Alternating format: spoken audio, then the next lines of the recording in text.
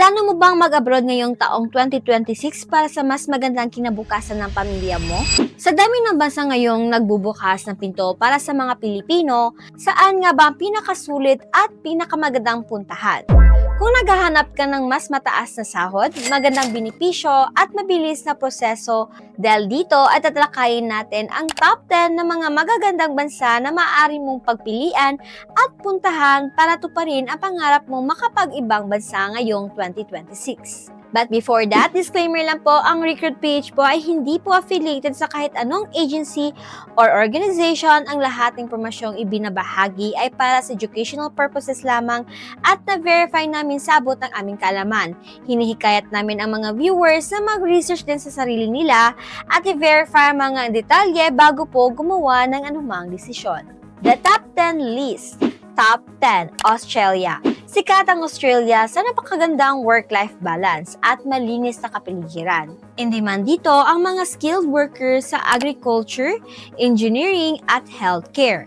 Ang average na kita rito ay kayang pumalo ng 150,000 pesos hanggang 220,000 pesos plus kada buwan at may malinaw silang pathway para sa mga gustong mag-permanent residency.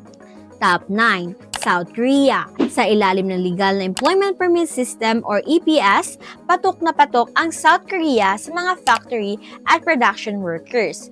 Ang sahod dito ay naglalaro sa 110,000 pesos hanggang 140,000 pesos kada buwan. Maganda rito dahil kontrolado ang gobyerno ang proseso kaya ligtas ka sa talamak na illegal recruitment at taga-singil ng mas mataas na placement fee. Top 8. Japan. Ngayong 2026, mas pinapalawak pa ng Japan ang kanilang Specified Skilled Worker or SSW visa para sa mga caregivers, factory workers, at hospitality staff. Maaari kang kumita rito ng 90,000 pesos hanggang 160,000 pesos kada buwan depende sa iyong kaalaman sa wikang Nihongo. Napakaligtas at napakadisiplinadong bansa nito. Top 7. Taiwan. Kung ayaw mo sa mga bansang masyadong malayo sa Pinas, Taiwan ang sagot naman dito. 2 oras lang yung biyahe, nasa semiconductor at tech factories ka na nila. Ang basic pay ay nasa 45,000 pesos hanggang 65,000 pesos. Pero dahil sa siksik na overtime, malaki yung naiuwi ng mga kabayan natin buwan-buwan. Top 6. Germany. Malaking balita ngayong taon dahil sa bago nilang skilled immigration law, hindi lang nurses ang hinahanap ng mga Germany, kundi maging mga IT specialist at skilled tradesmen gaya ng welders. Sagot na maraming employer ang language training mo, bukod sa may libreng healthcare at pension plan ka pa para sa pamilya mo. Ang sahod nagsisimula lang sa 140,000 plus pesos kada buwan. Top 5. United Kingdom or UK.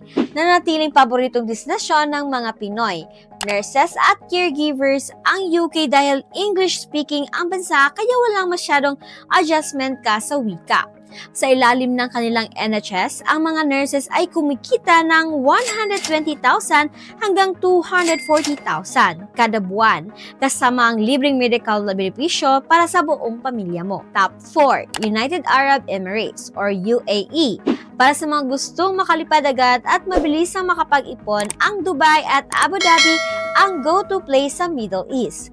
In demand ang hospitality, IT, sales at admin jobs dito. At pinakamalaking plus, tax-free ang sahod mo. Ang professionals ay madaling kumita rito ng 100,000 hanggang 250,000 kada buwan nang walang bawas na buwis. Top 3. Singapore. Swerte mo kung makapasok ka sa Singapore bilang IT professionals, accountant, or nurse dahil napakataas ng antas ng pamumuhay dito. Ang mga professional ay kumikita ng 150,000 hanggang 300,000 plus kada buwan. Sobrang lapit sa Pilipinas, napakalinis at tinuturing na isa sa mga pinakaligtas na lungsod sa buong mundo. Top 2. Canada. Kung ang pangmatagalang pangarap mo ay madala at makatira ang pamilya mo sa ibang bansa, Canada pa rin ang hari ngayong 2026. Sa pamamagitan ng kanilang express entry, bukas sila sa mga healthcare workers, truck drivers, at mga karpentero or tubero. Ang average na sahod ay 150,000 hanggang 250,000 kasama ang libreng pag-aaral ng mga anak mo hanggang high school. Top 1, United States of America or USA. At ang nanatiling top 1 para sa mga pinakamagandang bansa para sa mga OFWs ay ang Amerika. Napakalawak ng oportunidad mula sa healthcare, nurses, PT, teachers, IT, hanggang hospitality.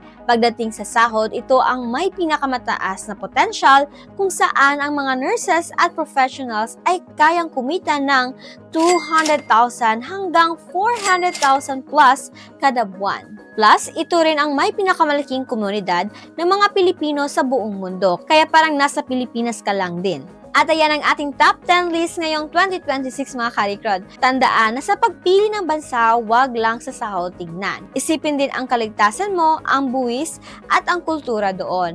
At para ligtas ang iyong pag-alis, palaging paalala na dumaan at mag-verify ng official website ng Department of Migrant Workers or DMW para makaiwas sa mga faking agency. Ano bang bansang target mo applyan ngayong taon? I-comment pa yan sa baba. Huwag mo din kalimutang i-like, share ang video nito at mag-subscribe at follow ka na rin para lagi kang updated and kita-kits sa next video mga karikrod.